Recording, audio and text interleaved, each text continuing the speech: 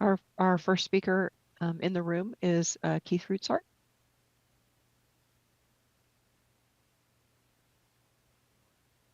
Good morning. It's Keith Rootsart from Giant Kelp Restoration. I want to thank you, Commissioner Murray, sincerely for all your great work on this and your leadership. And to Commissioner Zavaleta, congratulations on your appointment as president. I really look forward to working with you and to think big about what we're doing here. We have a lot of problems in the federal level. NOAA projects are funding a lot of kelp restoration, and they're all in jeopardy. And our diversity, equity, and inclusion working group is on hold right now at the National Marine Sanctuary while they plan for 50% budget cuts. So it's a trying time, and we really need your leadership, and thank you for taking up the cause. So with that, we will move to item 20 on the agenda, commercial take of red and other sea urchin, and this is to consider authorizing a publication of notice of intent to amend regulations for commercial take of red and other sea urchins. So it's our noticing meeting, and I'm going to turn it over first to David for public comment, and then to Susan, our staff lead. Thank you, President Zavaleta. If you'd like to speak on item 20, commercial take of red and other sea urchin, please raise your hand now, no later than 10:47. If you're participating on the Zoom webinar, use the raised hand button to raise your hand, and please keep it raised. If you're on the phone only and wish to raise your hand, use *9 on the phone once to alert us that you'd like to speak. Once you raise your hand, please do not lower it. Staff will collect your name and lower them all at once. Again, if you'd like to speak on item 20, commercial take of red and other sea urchin, please raise your hand now, no later than 10:47. Thank you. Okay. This notice hearing for commercial take of red and other sea urchin is a 2-meeting process, which is followed for commercial fisheries generally. So the decision hearing is in April. This action follows a petition for regulation change that was submitted by the California Sea Urchin Commission back in June of 2023. And that was subsequently referred for review to the department and the Marine Resources Committee. The department came to the MRC and supported the proposed changes with modification and recommended additional changes to support management. The MRC recommended those changes as proposed by the department, which the commission agreed to schedule for this rulemaking. The proposed amendments are detailed in the draft initial statement of reasons and draft regulatory language in Exhibits 3 and 4 of your materials. They're designed to improve fishing opportunities and increase clarity and efficiency with the existing regulations. I'd like to highlight that in addition, commission staff has identified that there are some additional necessary non-substantive changes that are necessary for the commercial sea urchin cucumber regulations and commercial dialogue. There's some cross-references in those that need to be updated to ensure clarity and consistency, and those are in Exhibit 7. The commission requests approval to include them in, the commission staff request approval to include them in the proposed changes.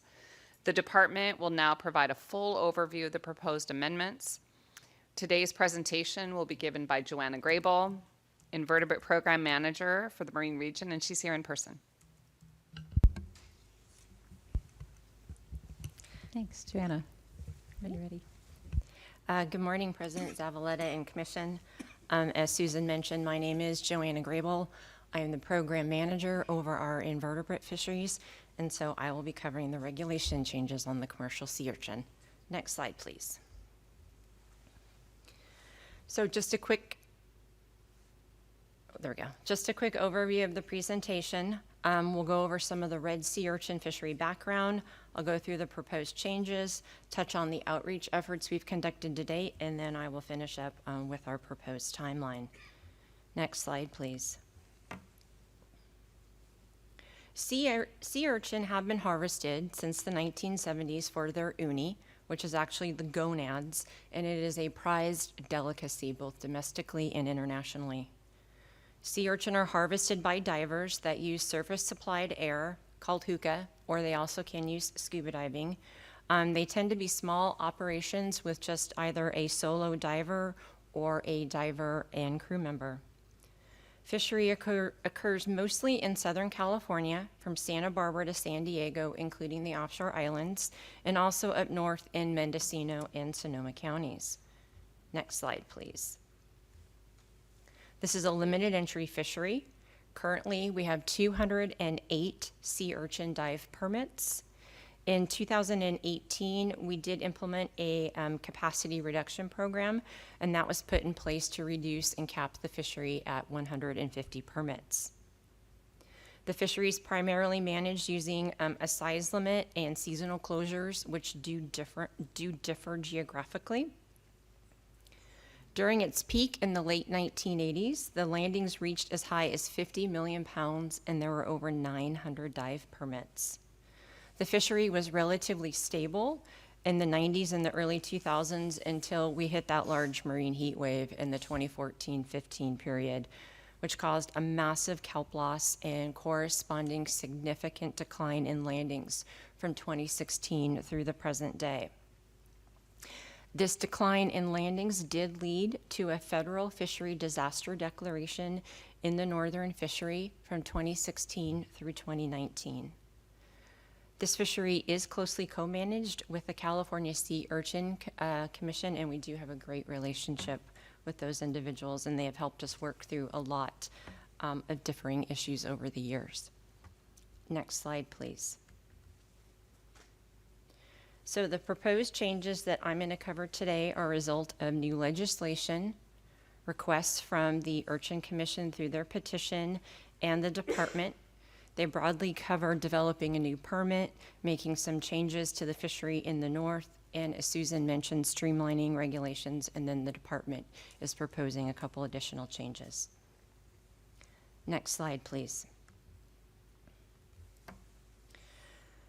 The first proposed change is a result of new legislation from Senate Bill 500, which created the authority to develop a new sea urchin permit.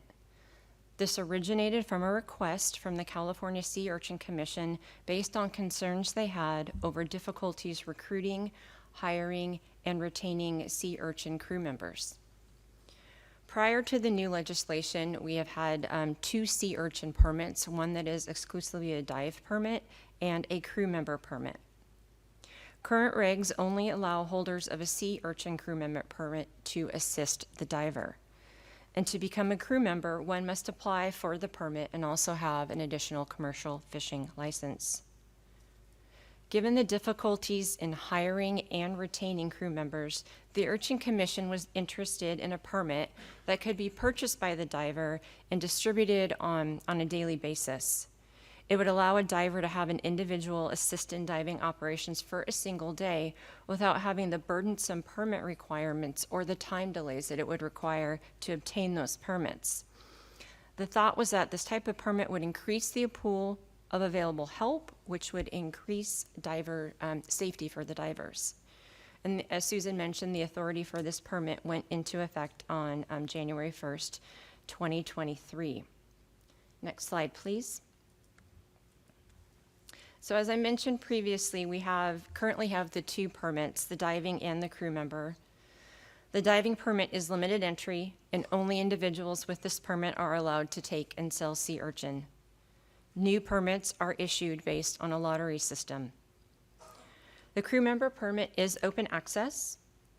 This permit allows the holder to assist a diver in fishing operations, and these individuals also obtain preference points for the sea urchin lottery, which is the only avenue nowadays to obtain that urchin diving permit. During our MRC discussions, we envisioned creating a new daily urchin permit under this new authority. We intended the permit to not require a commercial fishing license or have that permit fee, which was consistent with the Urchin Commission's intent. The diver would be required to purchase a permit, endorsement, stamp, whatever we want to call it, to hire this daily assistant. The new permit was envisioned to allow individuals to assist in the fishing operations but not qualify for preference points for the lottery. During the MRC meetings, we did identify a mismatch between what the legislation actually allowed and what the Urchin Commission's intent was for the new permit. Specifically, the legislation did not provide an exemption for the individual to hold a commercial fishing license. At the time, we noted that it would not prevent development of that new daily permit, but that we would, a future legislative fix would be required to correct this mismatch.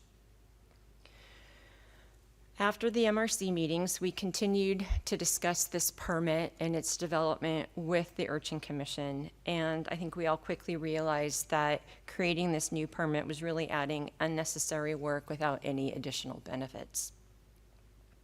So today we are putting forth a new option, so this is what's in green on the right, which is supported by both the department and the Urchin Commission. This new option allows anyone with a commercial fishing license to assist a sea urchin diver. We feel this is a simpler option and it does align with requirements in other dive fisheries. And it also meets the Urchin Commission's intent by allowing for a larger pool of assistance, which would increase diver safety. It still requires purchase of the commercial fishing license, which we could not find a way to get around without a legislative fix, but it doesn't require any of those additional permits. So with this new option, commercial fishermen would have the option to try out the sea urchin fishery before going to the expense of purchasing that additional crew member permit. Next slide, please. The second proposed change is a result of a request from the Urchin Commission, and it would modify the seasonal closure in the northern fishery. The fishery is open statewide 7 days a week from November through the end of May. From the time period of June through October, the southern fishery is open Monday through Friday, but the northern fishery is only open Monday through Thursday. So the request here would be to align the days of the week from June through October, so both areas would be open Monday through Friday. This would result in approximately 21 additional fishing days per year during the June through October time period, and it would provide additional days for safety during poor weather conditions. And as I mentioned before, the Northern Fleet was declared a federal fishery disaster for those 4 years, so this would provide some additional financial benefit and serve local markets in that area. Next slide, please. The third proposed change is also a result from the Urchin Commission petition, and that's to modify the South Casper Point Sea Urchin Closure Area. This closure area falls between Fort Bragg and Mendocino. It was established in 1989, and it is relatively small, encompassing less than 0.2 of a square mile. And it was initially created as a refuge and a study area during a time of high red sea urchin harvest. Currently, commercial harvest of any species of red sea urchin is prohibited in this area. All other fishing activity, both commercial and recreational, is permitted. This area borders the Point Cabrillo Reserve, which was originally established in 1975. It's approximately double the size of the other area, and in 2012 it was modified to a no-take SMR. Next slide, please. So during our MRC meetings, we noted that the request to lift this closure did have some overlap or conflict with some recent action that was taken by the Commission, specifically to facilitate kelp restoration efforts in the Casper Cove area. So specifically, the regulation was the extension of the unlimited harvest provisions under Title 14, Section 29.06. So during the MRC meetings, we presented 3 options to address this. One was just to maintain status quo, keep the area closed. The second was the Urchin Commission's request to lift it in its entirety. And then the third was a hybrid, which was to reduce the size of the closure so that only the areas with active kelp restoration would be closed, and opening the other parts of the the area where possible. So during some meetings with the Urchin Commission and others, this third option has received the greatest support. So like I said, this option would open most of the area to the commercial sea urchin fishing. However, it would keep the southern part of the bay closed to commercial harvest until April 2nd of 2029. So that is that green hashed area on the figure there. So the date of April 2nd, 2029 corresponds with 1 day after the sunset regulation of Title 14, 2906. So this would avoid conflict. It would allow the other regulations to sunset before this one does take effect. So we felt that option 3 benefits both the divers and kelp restoration efforts, and it would protect the integrity of those projects, but still kind of provide a win-win here. Next slide, please. Next, we are proposing to modernize the existing regulations, which would streamline and clarify section 120.7. And that 120.7 is the regulatory section that houses all of the commercial sea urchin regulations. It is very long, very cumbersome. So we're proposing to split that into 2 sections, and we feel that it is necessary, like I said, given the length and just the convoluted layout of this section. So we're proposing for section 120.7, that would focus on the permits themselves and how they are managed. And then we would add a new section of 120.8, which would focus on actually how the fishery is managed itself. Additionally, we have gone through and removed outdated, redundant language that is now contained in other regulations. So it should make the regulations a lot more easy to understand. Next slide, please. And then lastly, we are proposing a few regulation changes, primarily 2. One's to clarify the method of measurement, and the second is to add an accountability provision.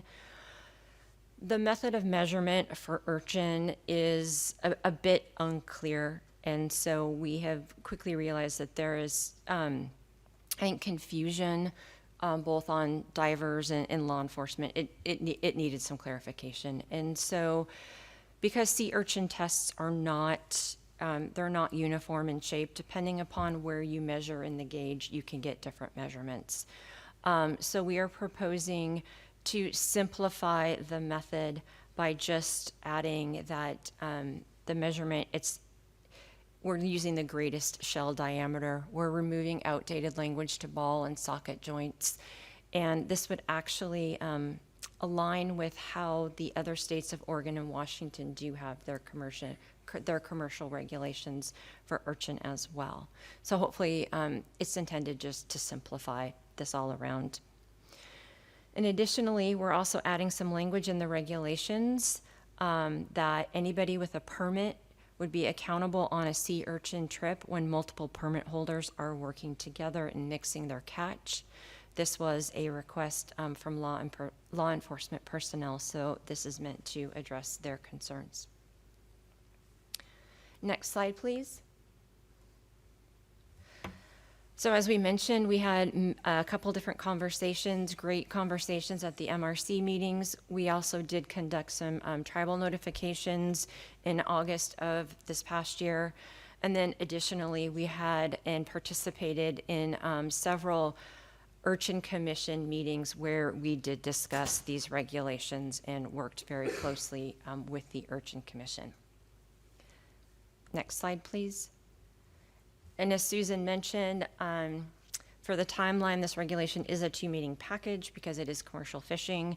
So today's meeting would serve as the notice meeting, and the adoption is scheduled for April of 2025. And the expected effective date, assuming no changes to this timeline, would be July of 2025. Next slide. Thank you, and happy to answer any questions. Thank you. Thanks so much for the presentation. Questions from fellow commissioners before we go to public comment? comments? Okay. Okay, Sherry, how many public commenters do we have in the queue? We have four speakers. Okay, and I believe we have a presentation from one member of the public. Okay, so with 4 folks, I'm going to give everyone 3 minutes. Keith, that means you Keith too. Rutzart. That means, okay. Wait for the slide. So yeah, we'll wait for your presentation to come up.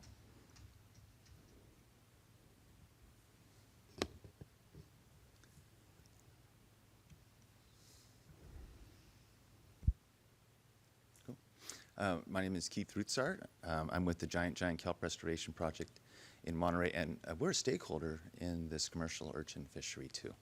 Can I have the next slide, please? So I proposed in Fortuna some changes to the rules, and basically the red urchins fisheries are in all these places, except there's no red urchin fishery in Monterey. Because we have sea otters. Sea otters eat all these red urchins, and no one's fishing for red urchins there. And so the sea urchin fishers are fishing for healthy urchins that they can harvest and bring to market. They're diving down to 90 feet to get them. But we are interested in targeting the unhealthy urchins, so urchins that are in the barrens, so that we can have other processes there. Next slide, please. So yeah, they are harvesting the healthy urchins, and we are asking to remove all the grazers in the kelp that are to restore the kelp forest for that purpose. And we're deliberately targeting unhealthy urchins. Next slide, please. So we had asked for, and in Fortuna, I had mentioned this concept of having no seasonal week restrictions for removing urchins. Any day when the weather's good, you should go out and get urchins. And we shouldn't really have size limits to sustain a red urchin fishery, but that's their call. If they want to do that and add in another day, have all y'all. Next slide, please.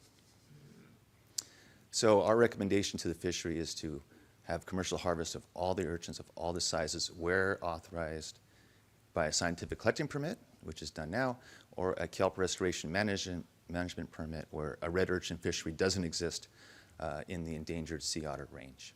Next slide, please. And we also recommend that there's more entries into a new regenerative commercial urchin fishery, and that we use an airlift to remove a more thorough amount of urchins that are unhealthy.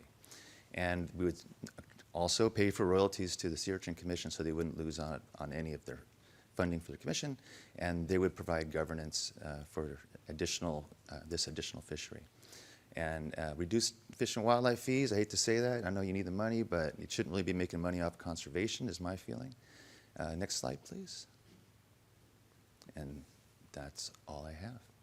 So I made this PowerPoint presentation for you all, but I've also shared this with the Sea Urchin Commission themselves, and they have said in a letter, David Goldberg, that they would like to poll their members about this and to consider this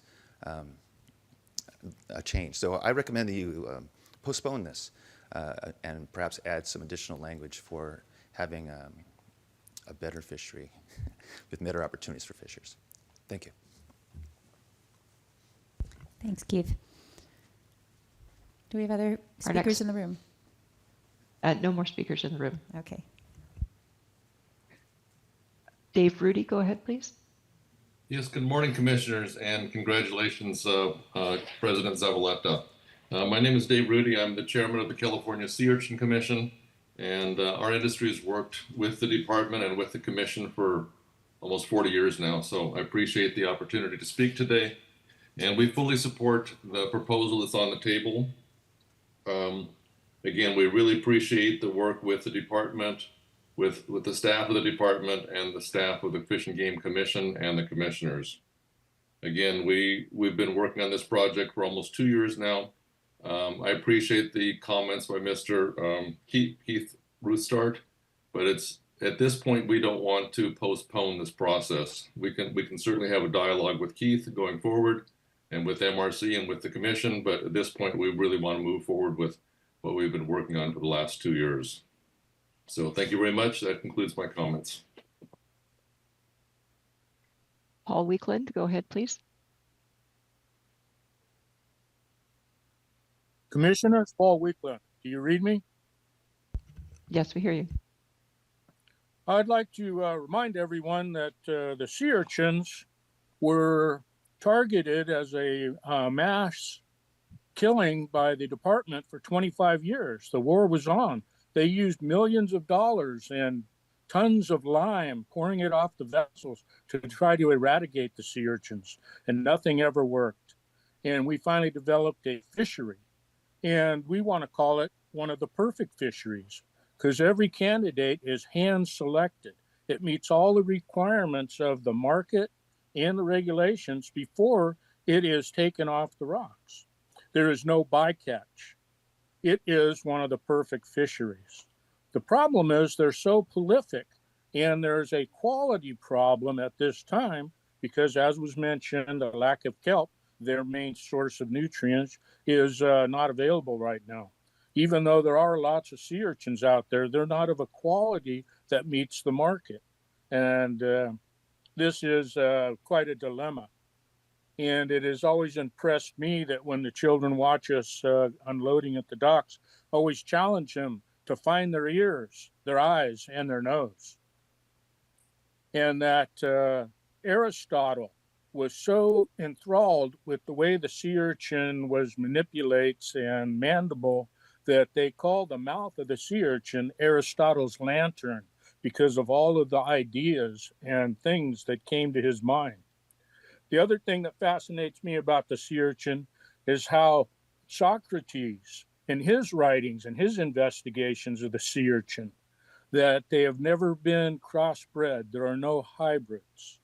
And that this is why we had a market with the scientific community. We used to sell them to the universities and a lot of the labs. But you created another fishery called the Scientific Harvesting Permit, which has no landings, that is not included in our fishery management plan, which has always upsetted me. And the poaching of the sea urchin now has become very prolific, but it seems that the incentive to stop these poachers from taking the sea urchins and selling them to the mom and pop stores and using them as a viable source of income to thwart the commercial fishery is still a burdensome problem that's not been addressed. There's only one more thing is we found through the Pacific Islanders that the iodine in the sea urchin is a cure for radiation sickness and a lot of other more maladies that is used as a medicinal and a culinary delicacy around the world. Okay, that is all. Grant Downey, go ahead, please. Hello again, President Zavaleta and commissioners. My name is Grant Downey. I am a commercial fisherman and especially a California commercial sea urchin diver in Fort Bragg, California. I also hold the board position on the California Sea Urchin Commission as the North Coast Port Representative. I cannot reiterate more what Dave Rudy said in his testimony.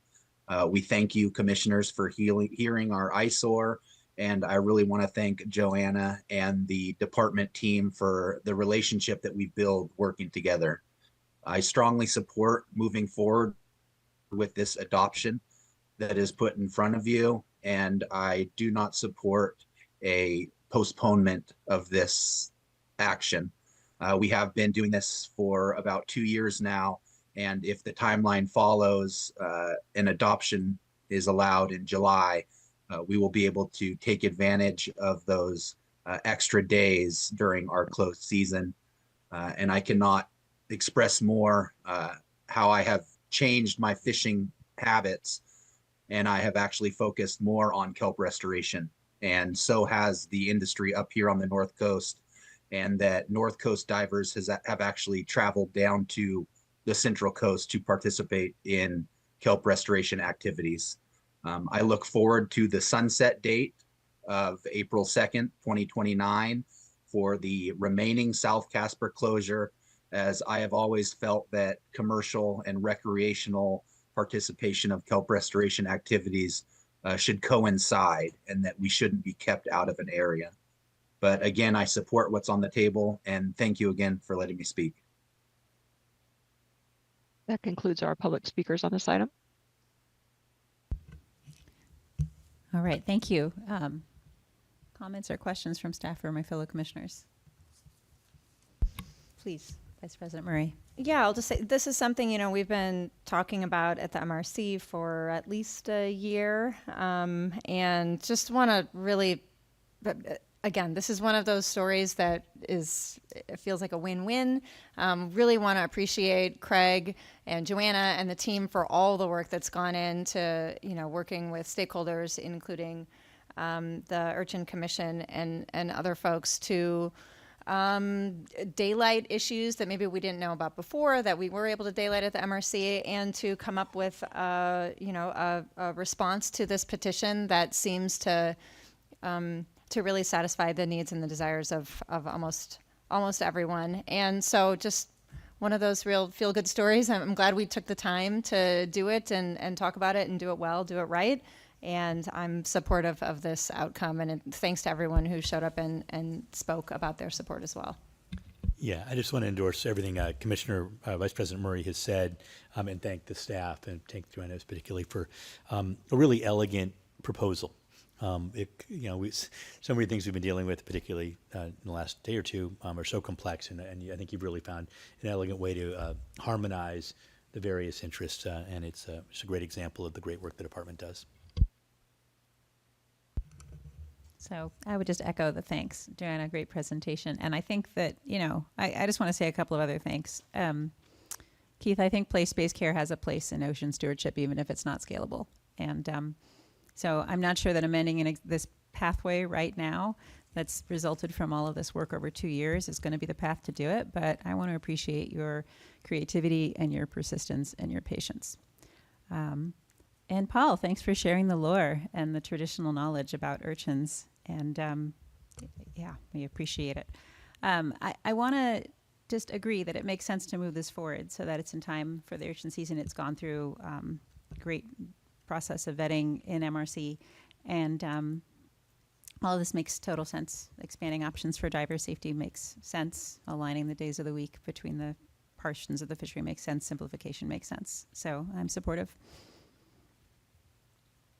If there aren't further comments, we can go to a motion. Somebody like to make a motion? Sure thing. I'll move that the Commission authorizes publication of a notice of its intent to amend Section 120.7, Section 128, and Form DFW 120.7, and to add Section 120.8 related to commercial take of sea urchin and sea cucumber as reflected in the initial statement of reasons and updated pursuant to Exhibit 7. Second. Okay, so we have a motion from Vice President Murray, a second from Commissioner Anderson. Sherry, could you do the roll call, please? Vice President Murray, Aye. Commissioner Anderson, Aye. Commissioner Sklar, Aye. President Zavaleta. Aye. So the motion passes unanimously. Item 26 is the standing agenda item for regulation change petitions received from the public at previous meetings, as well as to receive new petitions and comments on petitions that were previously referred for review and recommendation but are not yet scheduled for action. For today, there are no petitions that are scheduled for the Commission to act on under Part A. Under Part B, there's one new petition in your materials. And for Part C, there were several written comments with input on individual MPA petitions, and those are summarized in your materials. In addition, I am providing a staff update on amendments to MPA petitions that are currently under review. As a reminder, in December, the Commission agreed to allow petitioners to amend MPA petitions in Bin 2 and set deadlines for a statement of intent to amend the petition needed to be received by January 10th and a final amendment by March 14th. And noting that the agenda actually says March 15th, it should be March 14th, and that was what was communicated to petitioners. So for the update, by the initial deadline of January 10th, there were 3 amended petitions, complete amended petitions that were received. And those are included in your binder. They're not summarized in detail, but they're provided for information. There were also statements of intent to amend petitions for 6 other petitions, and those are listed in your meeting materials. And per your direction, amended petitions are transmitted to the department immediately that once staff receive them for them to be able to integrate into their review. Staff will be creating a table summarizing all amended MPA petitions received by March 14th and separately listing all the summarizing the original and amended actions and provide that to you in April. As a reminder, the department I just wanted to remind people that if you're confused, we didn't go into a lot of detail about each petition, but if you need a refresh on which petitions that are listed there, the department did create a very helpful MPA petition process story map, and that displays details and maps for MPA petitions, and the link in the binder goes directly to the page that has the itemized list of petitions. And I think that is all I have for you. Thank you. Great. Thank you, Susan. I just want to reiterate that there are no petitions scheduled for action today. So please keep that in mind as you're making your comments. And I'll turn it over to my fellow commissioners if anyone has any initial comments or questions, or else we can go to public comment. Okay. How many commenters do we have for this item? We have approximately 23. 23. Wow. Okay. And I see in our meeting notes that I have a presentation. One. Is that correct?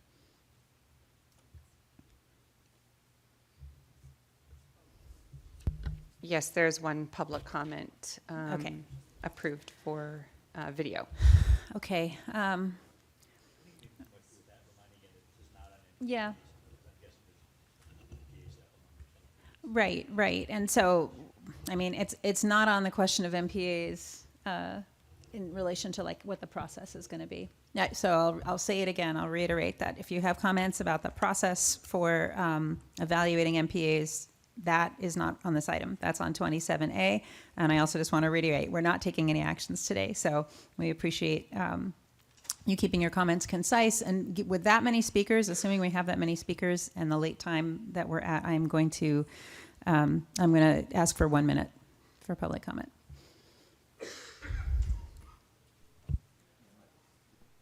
Our first speaker will be Keith Rootsart, followed by Donna Kalas. I think she's online as well as in the room. I don't know. I thought I saw her hand raised. Hey, Keith Rootsart, please approach the podium. Yeah, okay, so my name's Keith Rootsart. I'm with the Giant Kelp Restoration Project. This video that I'm going to show you was shot at Point Lobos, which has 1 million visitors per year. I've dove there a couple hundred times, and this is what it's like just this last week. Go ahead and show it.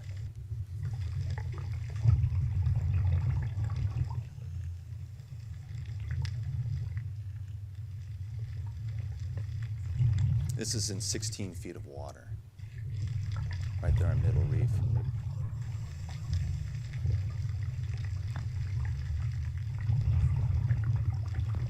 So what has happened at Point Lobos is that the urchins came and ate all the kelp, and then there's these sea otters that are starving, that are on this reef, and they're eating all the invertebrates in the cove. And it is, I don't say this lightly, but it's dead out there in these places, and this is our best places.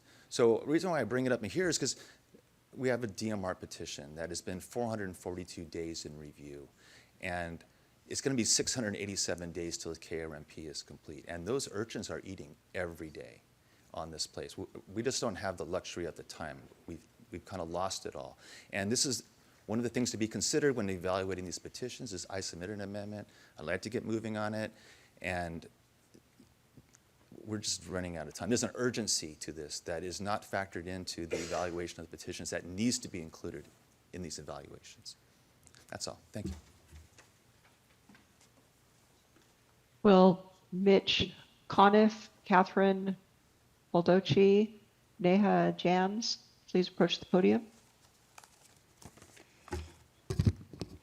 Good afternoon, Commissioners. I had a much longer comment that I was going to give today, but in the interest of brevity, I will keep it very short. In regards to petition 2023-33 MPA, and the MPA expansions in the Cabrillo National Monument.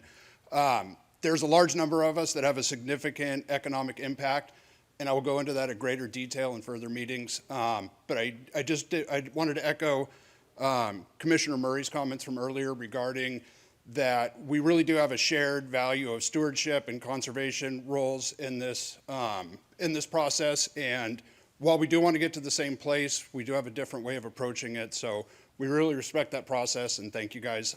She's really made an effort to come down and work with a lot of the economic stakeholders, and I encourage any of the other commissioners that find themselves in San Diego to reach out to us and come see what we're doing. Thank you guys.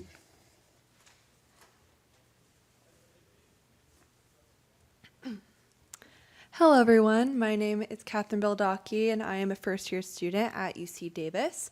I am here with CalPIRG in support of the petitions regarding strengthening and expanding our marine protected areas.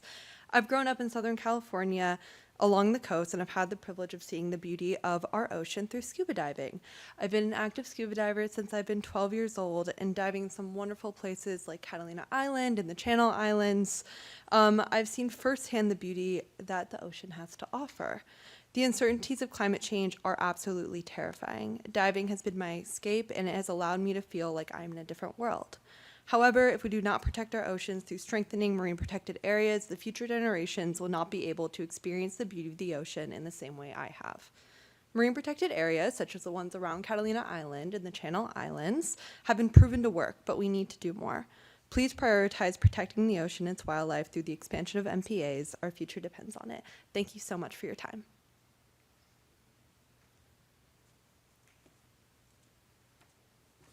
Hi, my name is Neha Jans. I'm a first-year student at UC Davis here with CalPIRG in support of the petitions to strengthen and expand marine protected areas. I grew up here in California, but I live nowhere near the ocean, so whenever my family took trips to go to the beach, it was really exciting for me. I would spend my time at the beach tide pooling, boogie boarding, and just enjoying the ocean atmosphere. Because of how many amazing memories the ocean has provided me with, I feel that it is so important to try and protect it from the negative impacts of climate change. Over the past 2 weeks, I have personally had close to 100 one-on-one conversations with other students about the importance of expanding marine protected areas. In these conversations, I have heard many of my fellow students' stories about why the ocean is important to them. By expanding marine protected areas, we would be protecting the ocean and the wildlife within it that I myself, many of my peers, and people all across the state of California have grown to love. Thank you. Will Sandy Ellsworth and Cameron Cribben please approach the podium?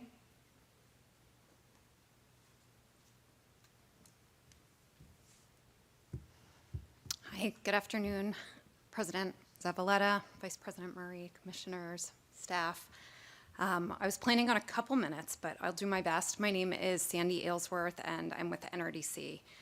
I wanted to highlight a key point from the comment letter that was signed by 17 organizations, 2 of which are EJ organizations, 1 of which represents recreational fishing interests.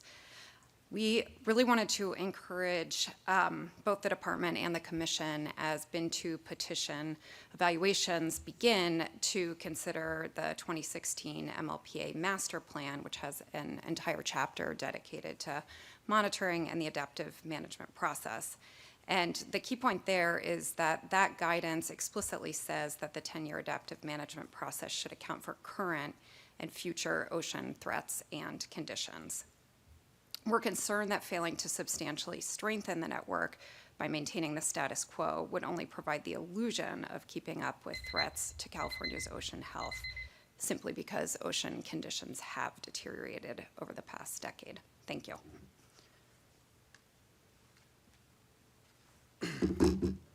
Afternoon, commissioners, staff. My name is Cameron Cribben. I'm a commercial lobster fisherman and owner of a sport fishing boat in San Diego. First, I'd like to personally thank Vice President Murray for taking the time to come out fishing with me for the day and understanding what we do. I encourage and invite other commissioners to do this to do the same. See our thriving fishery, strong kelp forest, people enjoying recreational fishing, and to help understand our frustrations and fear of losing precious fishing area during this petition process. Thank you.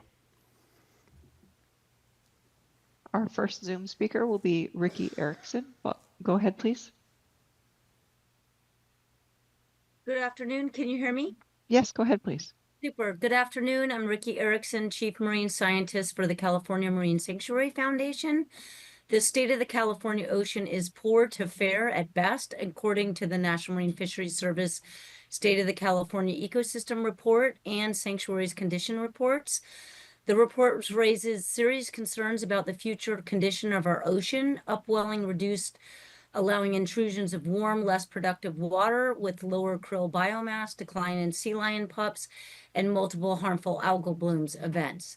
The report concludes that these changes are happening against a backdrop of accelerated climate change, with resilience not likely to be sustained into the future.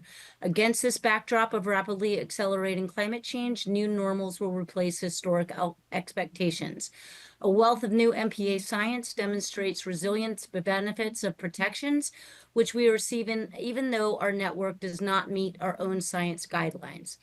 A newly published analysis shows that older MPAs with higher habitat diversity had significantly higher fish Ricky, biomass. I'm so sorry. Your time's up. Could you wrap up, please? Thank you. Thanks. Laura Dehan. Hello there. My name's Laura Dehan, and I'm the State Director for Environment California.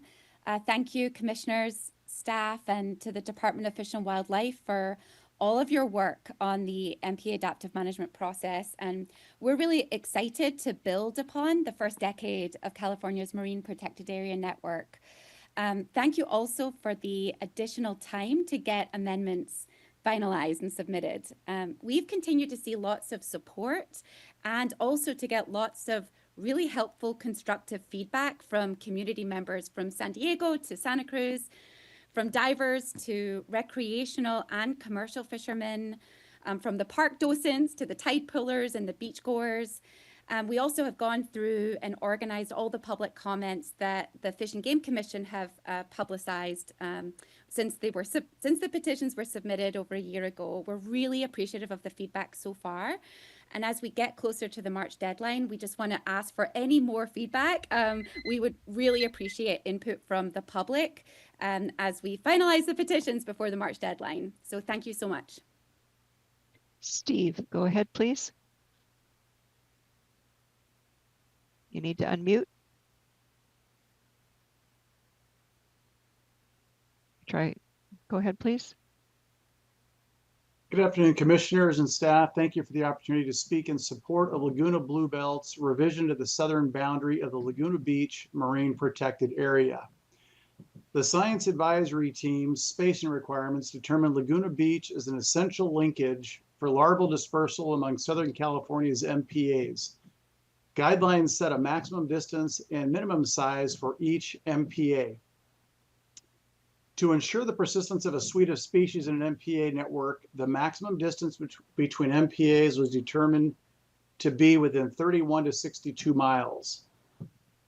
This increase occurred because persistence of populations with large mean larval dispersal was maintained through a network effect rather than self-persistence. Laguna Beach's MPA's maximum distance are 50 miles from Palos Verdes MPAs and 72 miles from La Jolla MPAs to meet this goal. In summary, bigger MPAs yield better results for protecting marine life. Laguna Beach is an excellent candidate when you combine community support and the city's present MPA enforcement measures to be able to achieve noteworthy success. Yeah. Thank you. I'm sorry, I was just going to say your time is up, but it sounds like maybe you're wrapping up, Steve. Thank you. Thanks. For your time. Ginger Wallace, go ahead, please. Good afternoon, commissioners. Ginger Wallace, Laguna Bluebelt. In a spirit of cooperation, you have received a revised Bluebelt Petition 2324. It was caused because during a conversation at the OC Impact meeting with stakeholders, including commercial fishers, tribal representatives, game wardens, and others, we heard their concerns and adjusted the southernmost boundary line to a straight line of east-west latitude as recommended for MPAs. It thus reduced the size of the Bluebelt's initial petition. After careful consideration of other ideas surfacing at the OC Impact meeting, We felt this revised boundary to be the most viable improvement. In addition, we reached out to the shore fishing community, but we had concerns that the trampling of reefs and fragile tide pools would occur. Thank you for taking into consideration our efforts to be inclusive and gaining your support for our approval. Thank you. Matt D, go ahead, please. Hi, my name is Matthew Diamond. I'm a first-year lobster fisherman out of Santa Barbara Harbor, but I'm also a Carpinteria local. And I would like to say that I am against petition 29, and they have not factored in the stakeholders of the Carpinteria community, and they have not done anything. They haven't asked anybody or brought any. I don't know how to explain this really. There's been no outreach to my community, and I use this area, Carpinteria Reef, almost every single day of my life. I leave school and I go with all my buddies. We leave school and we go out diving for the day, or we take our skiffs out there because we can't make it to the islands because it's not safe. We use this reef all summer long, all year long, and I use it, and I depend on this reef for my livelihood and as well as my enjoyment. Thank you. Jamie Diamond. Good afternoon, commissioners. I am Jamie Diamond, and I'm speaking as president of the Carpinteria Unified School District Board of Trustees, an elected position. I am speaking specifically against petition 29 today.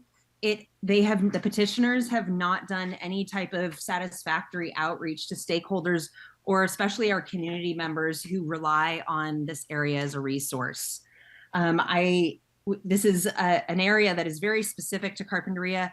We have a lot of families that rely on subsistence fishing and fish from Santa Claus Beach area, but also this is the only area for small skiffs to be able to access kelp and rocky reef habitat for productive fishing. Many of our special education students actually go on Fish for Life fishing trips to this specific area, and there isn't another area like it because it's all locked up in other MPAs. The flat letter, the letter that was sent out by EDC was very misleading and did not explain the fact that this would mean there was no fishing for their community members. And the sign-on letter was very deceptive. Thank you for your time. Marie Blackard, go ahead, please. Hello, my name is Marie Blackard, and I am a student at the University of California, Davis. First, I'd like to thank you all for your previous work on marine protected areas and marine conservation in general. As a child, I've visited coastal towns such as Santa Cruz and Monterey frequently. I have fond memories of playing in the water for hours on end. The ocean holds a special place in my heart, and I'm sure it does for you all as well. Marine protected areas are highly effective in supporting the well-being of many marine species populations. With a statewide goal of conserving 30% of California's lands and coastal waters by 2030, which is only 5 years away now, protecting the state's coastal waters is more important than ever. One of the key ways to reach this goal is to expand marine protected areas across the state.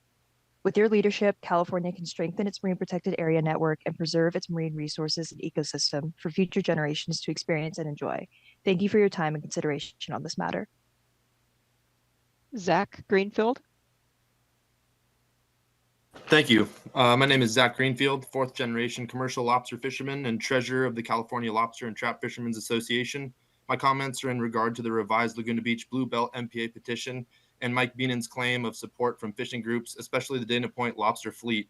CLTFA and the Dana Point Lobster Fleet are in vehement opposition of this petition and its revision based on claims of collaboration which are completely disingenuous. The petition claims to accommodate the local lobster fishery, which is erroneous, inaccurate, and false. He states these revisions at the request of Dana Point Lobster Group, which is an outright lie because such a group does not exist.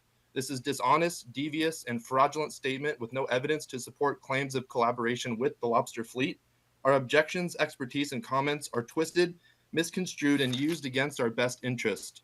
This petition in no way, shape, or form accommodates a single lobster fisherman. What would accommodate us is if we reduced or eliminated the MPA altogether and allowed lobster fishermen to exercise their inalienable right to access the whole of waters and coastline God created for us to feed our families and community. I ask and plead with the department and commission to disregard this commission based on Your false time's up. supporting I need you to claims wrap up, and please. new regulation changes. Fourth, due to disinformation and deceptive conclusion of scientific research data. I in need you to support wrap up, petition please. Your series- time is up. Thank you. Travis Weber, go ahead, please. Hi, good afternoon. Can you hear me? Yes. Awesome. This is Amanda. Thank you so much for having me here. Amanda Weber, my husband is a local lobster fisherman out of Dana Point who has also worked on and captained sport fishing boats for Dana Wharf Sport Fishing for the last 12 years. I am here today to express my strong opposition to the revised petition 2023-24 Laguna Beach MPA. As a lifelong avid fisherman myself who is raising the next generation of fishermen, I believe conservation efforts are extremely important. However, this petition fails to account for the severe negative impact it would have on not only commercial lobster fishermen, but our families and those who depend on this resource for subsistence and recreational fishing practices. As a fisherman, we rely on access to open marine areas for our livelihoods, and the restrictions proposed take away valuable fishing grounds. This petition does not provide sufficient scientific evidence that the proposed MPAs would lead to better marine health, as further closures would actually result in increased fishing pressures too and impact on the already limited areas in use. Without truthful consultation with the affected communities, this petition disregards the concerns of those who rely on these practices. I urge you to reconsider and please find a more alternative, more balanced, less dramatic solution. Thank you. Max Diamond. Go ahead. Petition 29. Good afternoon. My name is Max Diamond. I'm 7 years old and second grade in Carpinteria, California. My big brother takes me fishing at Carpinteria Reef on a skiff. It is close to shore and safe, so my mom lets him. He's the best big brother because he knows I love that more than anything. All of his friends are able to fish there too because it's close and safe. They don't have to go across the channel in small skiffs. I love talking to all shore fishermen and kayak fishermen and fishermen too. I want to be like one someday. But if you close Carpinteria Reef, we won't be able to fish there anymore. A lot of my friends' families fish there too. They need it for food. My dad was part of the first MPAs.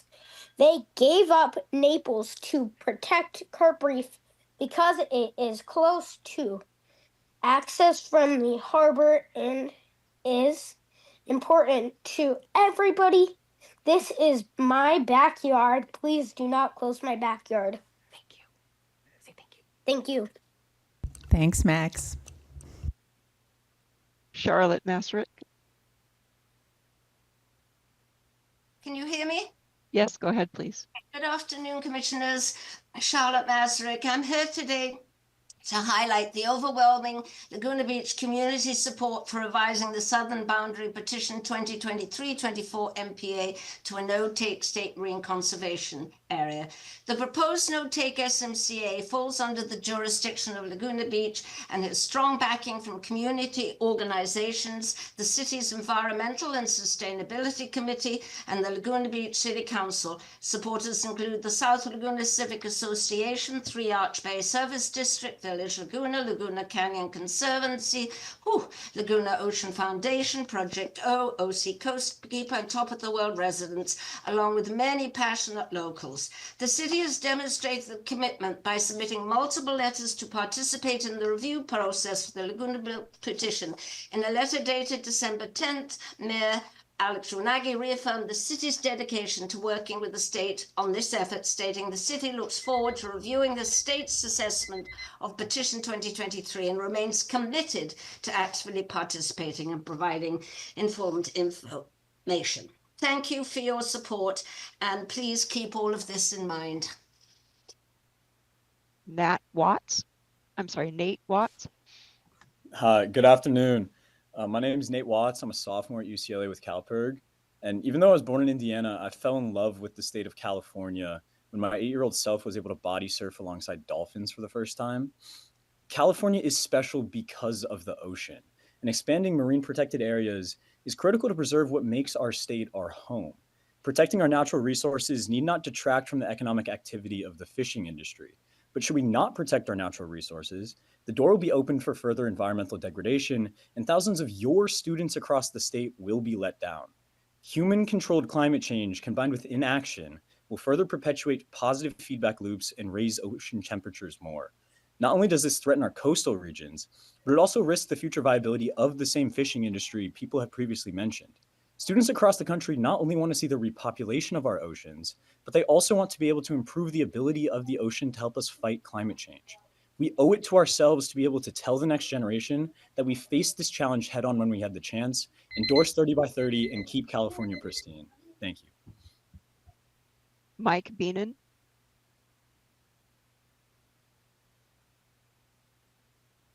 Mike Beenan, go ahead, please.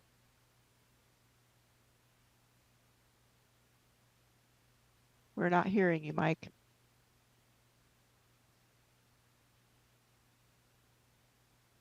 Yes, can you hear me? Yes, go ahead, please. Oh, thank you. Mike Beenan with the Laguna Bluebell Coalition. I previously served on the city's Environmental and Sustainability Committee. Hopefully you've had a chance to enjoy the Laguna magazine mailed to commissioners and some of the staff featuring the success of the Laguna Bluebelt. To support the protection of all of the city's sea life, the Environmental Committee voted unanimously to endorse the Laguna Bluebelt petition to revise the southern boundary to the city limits. We now encourage you to support the petition as well, based upon input from lobster fishermen from Dana Point at the Orange County MPA meeting. Marine life recovery requires a healthy ocean. The city has taken steps to reduce plastic pollution. A balloon ban removes threats to sea turtle entanglement, and 25 bottle refilling stations were installed to limit the amount of plastic entering the ocean. Laguna Beach Marine Safety has trained all 100 lifeguards to serve as marine protection officers and educating and enforcing the regulations for Laguna's 6 million visitors. Following 12 years of success, Laguna Beach now has an abundant kelp and flourishing sea life, and hard work and community dedication proves that marine life can be protected in an urbanized environment. Please protect all of Laguna's essential fish habitats. Thank you. Isabella Villa Quintero. Welcome. Hi, I'm Isabella. I'm representing UC Berkeley, CalPERG, and I grew up in Long Beach, close to the ocean. So I've always had a special place for it in my heart. California is home to a countless amount of sea creatures that are crucial to the environment. And as a member of CalPERG, we've gained the support of hundreds of students to protect our oceans for future generations. Expanding marine protected areas means supporting our oceans and the lives of the creatures living in it. So let's not continue to allow more species to go extinct or become endangered. Thank you for your time, and I hope you can. Sofia Gomez Inoue. Hello. My name is, can you hear me? Yes, go ahead. All right. My name is Sofia Gomez Inoue. I am a first-year student at UC Irvine. And although my hometown is Tijuana, Mexico, I also grew up in San Diego as I had the opportunity to study high school there. Even though I've lived near the beach all my life, I would only have beach days in San Diego while I could only do beach cleanups in Tijuana, as our shores and beaches have paid the consequences of unregulated industrial fishing, as well as pollution from tourists and international companies that don't respect our beaches. I have seen how this exploitation has forced many beaches in Baja California to close, as well as ports to be restricted due to poor regulations and little respect to wildlife and marine habitats.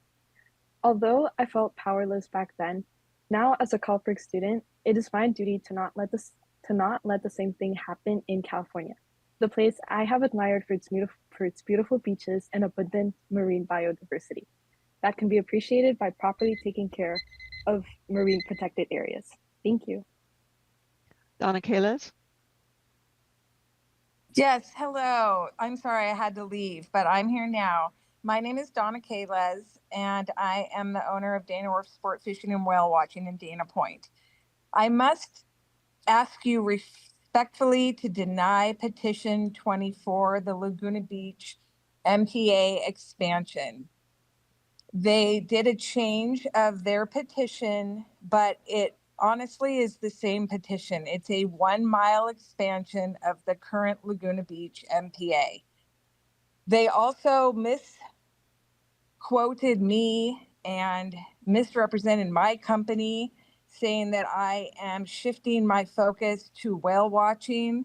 We started whale watching in 1971. My father was the pioneer of whale watching. We have always whale watched and we have always fished. So we have a balance, and I'm just very concerned because they misspoke in their petition. I also invited all of the lobster fishermen, and they also were misquoted in their petition. Please deny petition 24. Thank you. That concludes the speakers who indicated they wanted to speak while the queue was open. All right. Thanks so much, everyone. I need to explain myself. I teared up there. I've raised 4 kids in and on the water, and some of there are some little brothers, not my kids, but over the years who aren't with us anymore. So it just was lovely to hear from Max. Thanks, Max. Whew. So there's no action on item 26 today, but if there are comments or questions from any of my fellow commissioners, now's a good time. Okay. All right. Thanks, everyone. I do have one thing to Yes, say. please, Vice President Murray. I feel like I've said this from the dais a lot of times, but I'll say it again.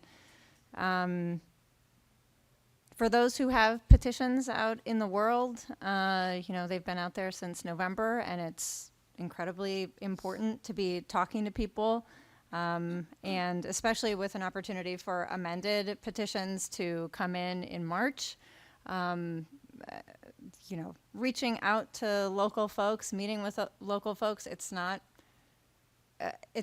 couldn't be more important. So if that's to the extent that's not happening, it needs to. And I've said this a lot of times already from the dais, but I hope that it's being heard. Thanks. Thanks, Vice President Murray. I appreciate that statement. I think we should keep it moving. It's almost 5 o'clock here, so